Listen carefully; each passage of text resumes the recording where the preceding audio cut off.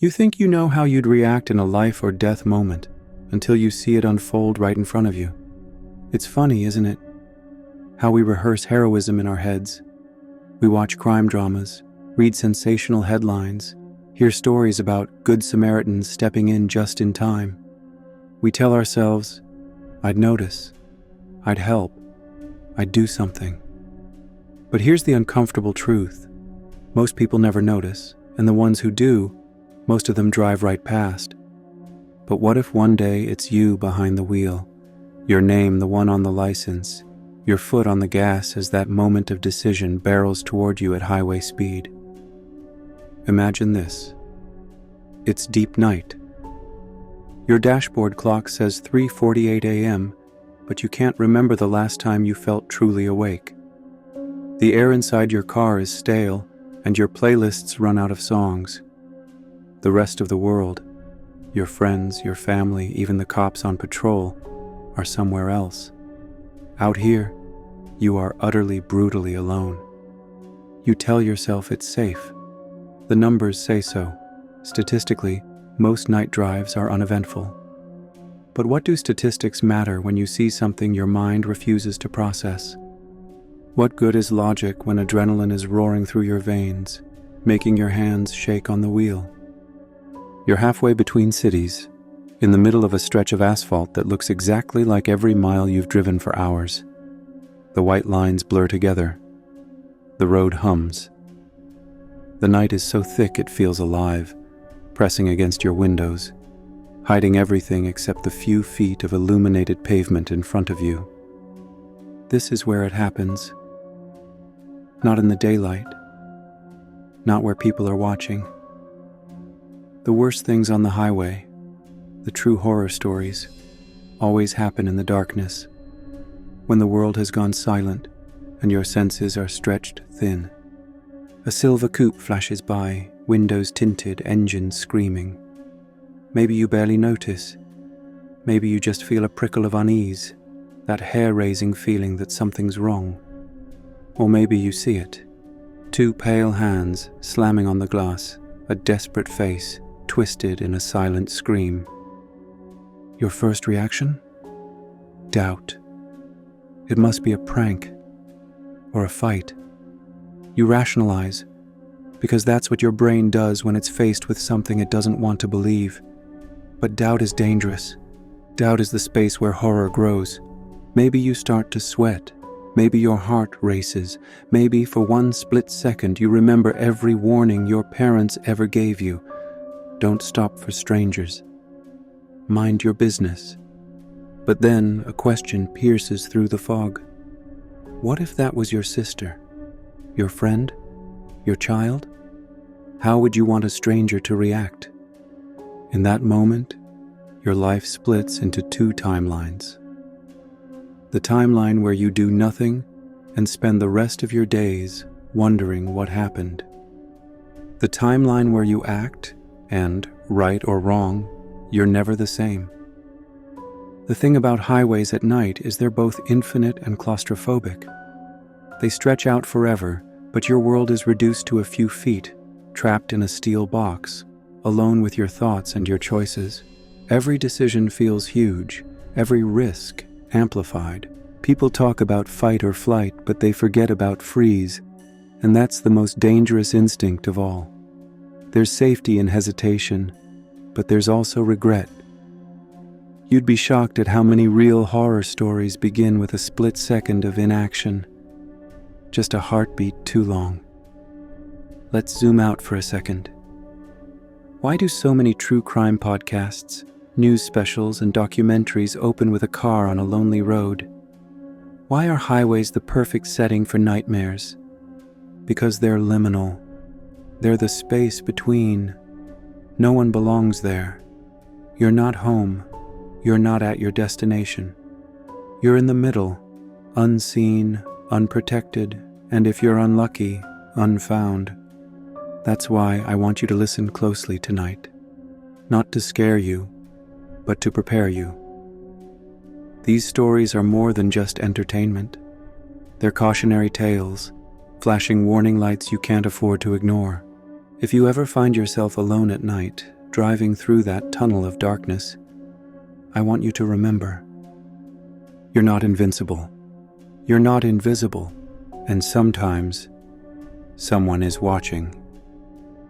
Don't believe me? Ask the people who didn't act. Their stories don't make the news, but their guilt never leaves them. Let's make it more real. You're on your way home from work, exhausted, phone at 12% battery, the night pressing in. Suddenly, your headlights catch a figure at the edge of the road. You slow down, debating whether to stop. You remember the stories, the people who vanished after pulling over, the broken down car that was really a setup, the fake accidents. Now flip it. What if that person is genuinely in trouble and you're their only hope? This is the tension that crackles through every real highway horror story. The feeling that any minute you could become the main character in someone else's nightmare or in your own. Maybe you're thinking, that's just paranoia. Sure, until it happens, until you see the hands, the face, the silent scream, until your instincts, the ones you've ignored your whole life, start shouting at you to do something, anything. There's no training for this, no dress rehearsal. Your response will be whatever habits you've built, whatever stories you've told yourself about who you are and what you're capable of. Maybe you're a skeptic, maybe you believe in the goodness of people, but I promise you, when you're alone on the highway with nothing but the roar of your engine and the echo of a scream you wish you hadn't heard, every belief, every assumption, every ounce of courage will be put to the test. Here's what I want you to take away before we go deeper. The real monsters don't always look like monsters. The worst threats don't come from shadows, but from silence, yours and everyone else's. Survival is a decision, not a coincidence. You don't have to be a hero. You just have to be awake. You just have to pay attention. Because sometimes all it takes to change a life is a single moment of awareness. A single driver willing to break the routine, make a call, or follow a car no one else would follow.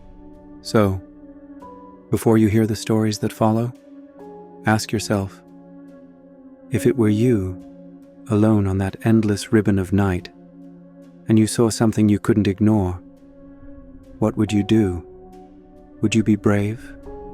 Would you be smart? Or would you be one of the silent majority whose only contribution to the story is a regret that never fades? Stay with me. The night's just getting started. You never forget the first time you see something that makes your brain stutter. That moment when routine peels away and the world suddenly feels wrong. It wasn't even a particularly dramatic night. Just me, my old sedan, a gas station coffee going cold in the cup holder, a podcast about unsolved mysteries on low volume, and the endless promise of empty highway. I'd driven this route before. I liked the rhythm of it, mile markers ticking by, the way the asphalt hummed under the tires, that weird sense of peace that only comes from being truly, absolutely alone. Sometimes when you're out there, you start to believe nothing bad can find you, like distance is a shield and the night is your ally. But that's not how it works. I was already pushing 75 miles per hour, just keeping up with the flow, when that silver two-door coupe appeared in my mirror like it had been conjured out of thin air. One second the road was empty. The next, I was being overtaken by a car going so fast, it felt like a warning shot. The tail lights shot past, leaving me staring into the glow. That's when I saw it, the kind of thing your mind wants to explain away, because the alternative is too much. The back window flickered. At first I thought it was a reflection or maybe just my tired eyes. But then, unmistakably, I saw movement. 2 fists, white-knuckled and frantic, hammering the glass, and a face, pale, terrified, mouthing words I couldn't hear, wide eyes reflecting the shine of my headlights. You want to believe it's not real. You want to think, there's no way this is happening in front of me. For a split second, I did just that. Told myself it was some stupid prank, or maybe she was fighting with a sibling, or maybe I'd been on the road too long and my imagination was running wild. But then the driver jerked around, his silhouette sharp against the interior light, and with a violent twist, shoved the woman down out of sight. She vanished as if someone had hit a switch. Every muscle in my body locked up. I gripped the wheel so hard my fingers hurt. That was the moment when instinct bulldozed over denial, and I knew I couldn't keep driving. I wasn't a hero. I wasn't looking for trouble. I just knew I'd never sleep again if I left her behind. There's a kind of tunnel vision that takes over when adrenaline hits. Your brain compresses time, slices away everything except what matters right now. For me, it was simple. Keep the coupe in sight. Don't let him disappear. Don't lose her. My foot pressed down without me thinking, and the engine roared in response.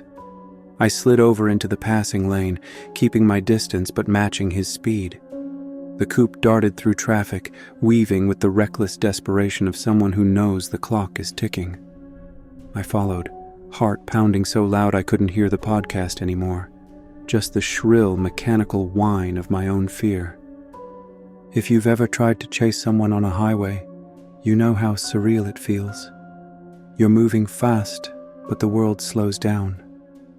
Street signs blur, headlights dance in your peripheral vision, and every other car becomes an obstacle. I remember the details. The green overhead signs for rest stops, the empty way station, the flicker of gas prices at the next exit. I remember thinking about the other drivers, oblivious to the drama playing out in front of them. How many times had I missed something just as urgent because I was too caught up in my own world? The coupe cut across 2 lanes without signaling, forcing a semi to brake hard and blast its horn.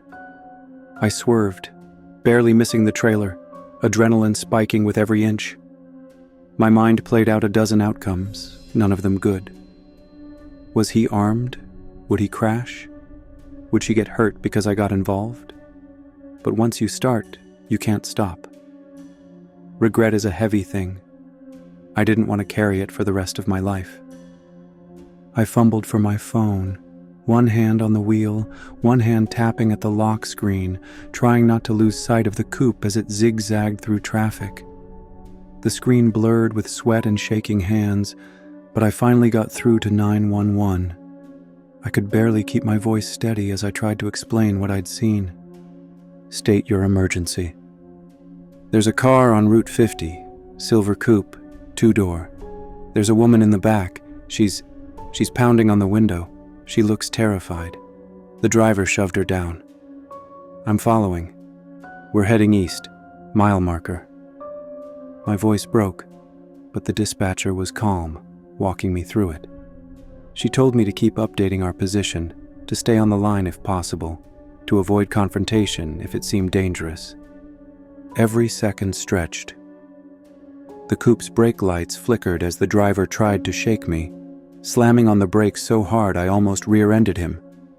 He'd speed up, cut across lanes, then slam on the brakes again, like he wanted me to crash, like he didn't care about anyone else on the road. I kept thinking, if I lose him, that's it. If I let him out of my sight, I'll never know what happened to her. And yet every time he veered or braked, my mind flashed with images of what could go wrong. The headlines, the court cases, the Good Samaritan killed on highway stories. I wasn't brave. I was just angry and scared, and unwilling to be another person who looked away. Sometimes the road felt impossibly narrow. Every car felt like a potential shield or a threat. I kept one eye on the coupe, one on my mirrors, half expecting to see someone following me too. Then came the moment that made my blood run cold. The coupe jerked violently toward the shoulder, and the driver's door flung open. He jumped out, sprinting straight at my car. In his hand, something metal, catching the orange glow of the streetlights. I locked the doors with shaking fingers, heart pounding so hard I could barely breathe. My mind screamed for me to reverse, to drive away, but the dispatcher's voice kept me grounded. Stay in your car, lock the doors. We have officers en route. Stay on the line. For a few endless seconds, he just stood there, staring into my windshield. Our eyes met. Two strangers locked in a nightmare neither of us wanted. Then, as quickly as he'd left, he bolted back to the coupe, jumped in, and floored it. I followed, keeping just enough distance to avoid disaster, praying the police would catch up before he did something worse. Finally, blue lights appeared in my rear view, then zipped past. A state trooper slid in behind the coupe, siren wailing, nudging him toward the shoulder. I pulled over, engine ticking, as the adrenaline crashed and my hands began to shake. The next few minutes blurred together. Officers shouting, doors flying open, the woman stumbling out and collapsing into the arms of a trooper. Her face, bruised, streaked with tears, was the last thing I saw before I broke down crying in my own car. The aftermath is quieter, but no less intense. The police later told me that the driver, her ex-boyfriend, had broken into her apartment, forced her into the car, locked her in with the child's safety locks, and tried to flee the city with her trapped in the back. She'd been pounding on that window, desperate for someone to notice, to do something, to not drive past. That night, I learned the kind of lesson that doesn't fade. You never really know how you'll react until you're forced to choose. Sometimes doing the right thing means putting yourself in harm's way, not because you're fearless, but because the alternative, living with regret, is worse. And sometimes the smallest moment, a glance in a mirror, a second of hesitation, can change someone's entire life. After it was over, I sat in my car for a long time, replaying every detail. The fear, the doubt, the moments I almost let myself off the hook, the relief that someone was safe because I chose to act instead of freeze. But also, the nagging realization that most nights I probably wouldn't have noticed, that most of us don't. How many stories like this play out in the shadows, unseen, unanswered, and unresolved? That's what sticks with me. The highway at night can feel infinite, but it's also intimate. A world of a few cars and a handful of choices. It's easy to pretend we're alone out there. But every once in a while, we're forced to see the truth. We're all in this together, whether we want to be or not. Next time you're driving at night, pay attention. Roll up the windows, lock the doors, and don't let the comfort of routine lull you into ignoring what matters. The pounding on the window isn't just a story, it's a warning. You know that feeling when you realize you're being watched? I'm not talking about paranoia, the cold, itchy certainty that comes from somewhere deep inside your gut, the animal part of your brain, the part that doesn't need proof, just an excuse to panic. That's how it started for me that night, out on Route 20, a highway I knew too well. Just cornfields and broken fences stretching to the horizon, the kind of road you can drive for hours without seeing another soul. Sometimes the loneliness is a comfort. Sometimes it's a trap. I'd been on the road for 10 hours, too long, but I wanted to make it home. I'd already called my family twice, promising I'd stop at the next motel, knowing I wouldn't. My phone battery was on red, but I figured I'd make it to the city, plug in, and collapse into bed. Just another grinded-out drive, right? Then, in my rear view, 2 headlights appeared. Sudden, sharp, impossibly close. A rusted black pickup, late 90s, with a grille so wide it looked like a sneer. I thought nothing of it at first. Maybe someone in a hurry. Maybe a farm kid testing the old engine. I moved over to the right, expecting him to blast by and disappear into the dark. But he didn't. He stuck behind me. Closer. High beams on, drilling light through my mirrors, burning shadows into the back of my eyelids. I flipped the mirror down, squinting. He crept closer, filling up every inch of my rear view until it was all chrome and glare and menace. I tapped the brakes, once, twice, a polite way to say, back off. Instead, he edged even nearer. My car shuddered. The space between us was a joke. If I had to stop suddenly, he'd drive straight through me. That's when the fear started. Small at first. Annoyance, then irritation, then a slow, crawling dread. Every rational thought told me not to make it a big deal. Just a jerk with nowhere to be. He'd pass. He had to. But he didn't. Instead, every move I made, he mirrored. I sped up, so did he. I slowed down, he backed off, then surged up again, bumper almost kissing my trunk. I changed lanes, hoping he'd go around, but he followed, inch for inch like a shadow glued to my tail. You start running mental scripts. Maybe he's lost. Maybe he's drunk. Maybe I cut him off an hour ago and he's still mad. Maybe I'm overreacting. But the animal part of you knows better. This isn't normal. This isn't a coincidence. This is a warning. The thing about highways at night, when you're being followed, it feels like the whole world shrinks to two vehicles and a single question. How do I get away? I tried everything. Sped up, dropped back, changed lanes, signaled a fake turn. Each time, he stuck with me. The high beams bounced and wobbled, flashing across my dash, making every glance at the speedometer a blur. I checked my phone. Still a sliver of battery. No bars out here anyway. I considered calling 911, but what would I say? Someone's following me and I'm scared. Even as I thought it, I felt ridiculous. Who would believe me? The truck started toying with me, weaving a little, edging over the line. The horn blared, a single, long, angry note. In my side mirror, I saw an arm hang out the window, waving, but not in greeting. A sharp, jagged motion, almost a threat. I remembered every late-night news story about highway attacks. Every time my parents warned me to never, ever pull over at night. Every story that ended with a body found in a ditch. A family left waiting for answers. It was all happening at once, and I couldn't get my heart to slow down. For a moment, I thought about pulling off at the next exit. But what then? Would he follow? Would I be trapped at some abandoned gas station, alone except for the glow of a broken soda machine and a killer with all the time in the world? My mind spun with scenarios, each worse than the last. We kept driving. I tried to make out details in his cab, but the headlights swallowed everything.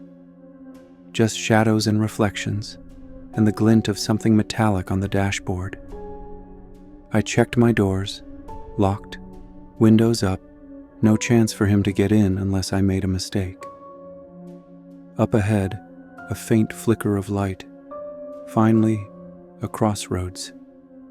I considered veering off, but my gut screamed not to. I stayed on the main road, figuring there was safety in movement, in momentum. The truck kept following, relentless, always there, always close. After what felt like an eternity, he sped up suddenly, pulling alongside me. My hands tensed on the wheel, every muscle rigid. I forced myself to look over. Inside, lit up by the harsh dashboard glow, were three faces, each one hidden behind a cheap Guy Fawkes mask, expressionless, blank-eyed, mouths frozen in a smirk. For a second, I couldn't breathe. Every story I'd ever heard about gang initiations, thrill killings, or random violence crashed into my mind like a wave. They didn't wave. They didn't gesture. They just stared, dead and silent, as the truck paced me. I stared ahead, knuckles white, and slammed my foot down. The engine screamed. I shot ahead, desperate for distance. The truck matched my speed, then dropped back, lights flickering. I prayed for a cop, for a rest stop, for anything that wasn't another mile of empty highway. Up ahead, a traffic light flickered from green to yellow to red. I didn't even consider stopping. I blew through the intersection, tires thumping as I hit a dip, heart pounding. I heard the horn blare behind me, saw the truck slow, then swerve. For a brief, blissful moment, the headlights were gone. I took the next exit, didn't care where it led, wound through a tangle of side streets, finally ducking into a Walmart parking lot, hoping the security cameras would be a deterrent. I parked under the brightest lights I could find, engine off, doors locked, hands shaking. My breath came in shallow bursts. I waited. 5 minutes. 10. No headlights. No truck. I didn't get out, didn't even think about sleep. I sat there watching the entrance, convinced they'd roll in at any minute. Every sound, the rumble of a shopping cart, the distant squeal of tires, sent me scanning the shadows. I replayed every move I'd made. Had I provoked them? Had I done something wrong? The rational part of me said no, but fear isn't rational. It's primitive. It loops on itself, digging deeper with every heartbeat. Eventually, the sky turned pink at the horizon. People started filtering in. Store lights flickered to life. I finally breathed, slow, unsteady, grateful for the stupid normalcy of everyday life. I drove home with the windows up, the doors locked, checking my mirrors every 5 seconds. That's the thing about experiences like this.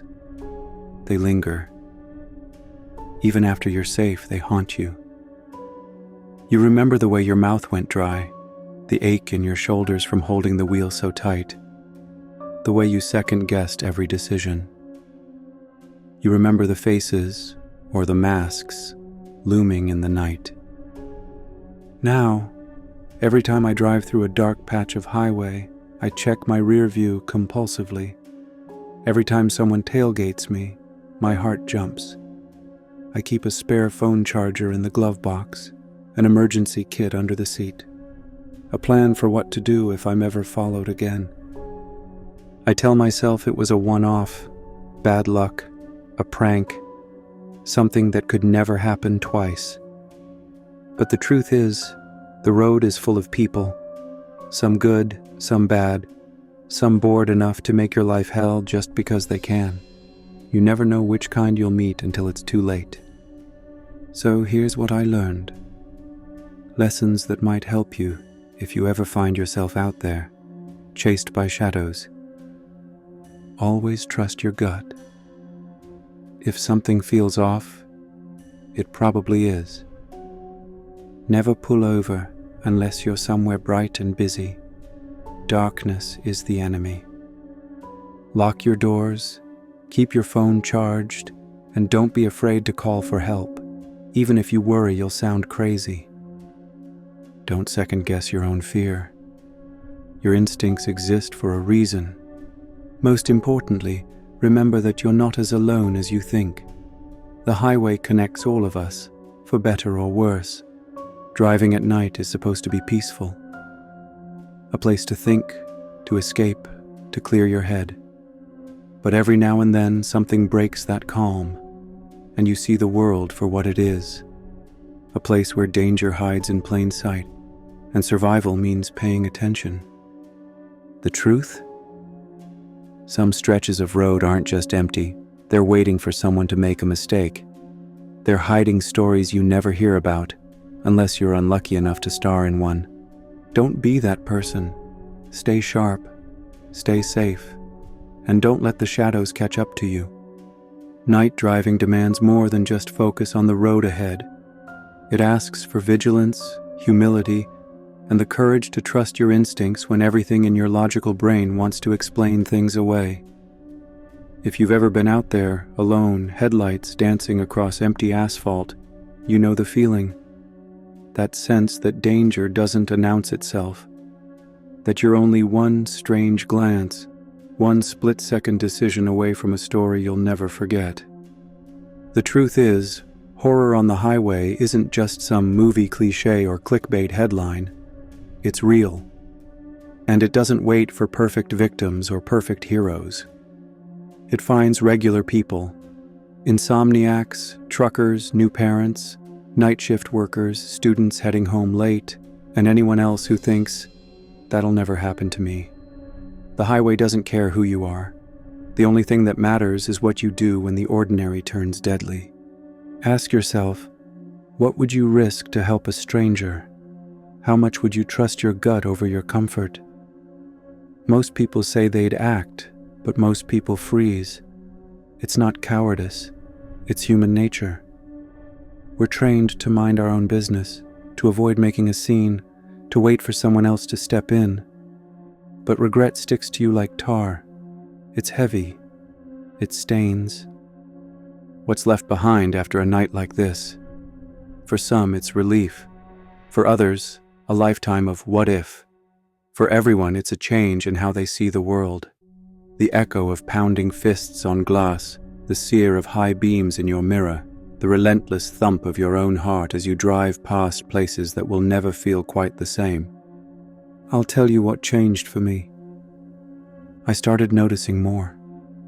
Faces in passing cars, unlocked doors, gas stations with no lights. I started carrying extra chargers, emergency blankets, a small toolkit, anything that gives me an edge if the night turns on me. And I talked about it. Not to brag, not to scare people, but to remind them that horror isn't always a shadow in the woods. Sometimes it's a silver coupe with a nightmare unfolding inside. Sometimes it's a truck that won't let go of your tail. If you're listening to this, here's what I want you to do. Don't just be paranoid. Be prepared. Make it a habit. Always lock your doors the moment you get in the car, especially at night. Keep your windows up when a stranger approaches, no matter how innocent they seem. Have your phone within reach, charged and ready, with location sharing on if you're going into sketchy territory. Know where the nearest 24-hour store, gas station, or police station is on your route. Don't be afraid to reroute if you need to. Most importantly, trust your instincts. If something feels wrong, it probably is. Don't talk yourself out of it. Survival is not about being fearless.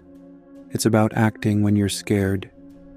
And don't forget, if you see something that doesn't look right, a pounding on a window, a frantic face, a car that's just a little too interested in yours, do something. Call it in. Take note. If you're able, stay at a safe distance and give real-time updates. Never put yourself in harm's way if you can avoid it, but never assume it's someone else's problem. Because sometimes, you're the only one paying attention. These stories aren't just cautionary tales, they're reminders. The highway is a place where rules can vanish, and the distance between safety and disaster is measured in seconds. You don't get to rehearse, you only get one shot. So next time you buckle up for a late-night drive, remember this. You're not just responsible for yourself. You're part of the thin, invisible web that connects all of us out there in the dark. When the moment comes, don't freeze, don't look away, and don't let the monsters, human or otherwise, win just because nobody bothered to act. If you've made it this far, you know the drill. Stay vigilant. Stay curious. Share your own stories. What would you have done differently? Have you ever had a night when you were the only one who noticed something wasn't right? And if you found this useful, subscribe for more real survival stories. Drop your thoughts in the comments and share this with someone who drives late or travels alone. The more we talk about the truth, the fewer victims there'll be. Stay safe out there. The night is long, but you're not powerless. And sometimes, The only thing between a victim and a tragedy is a stranger who refuses to look away.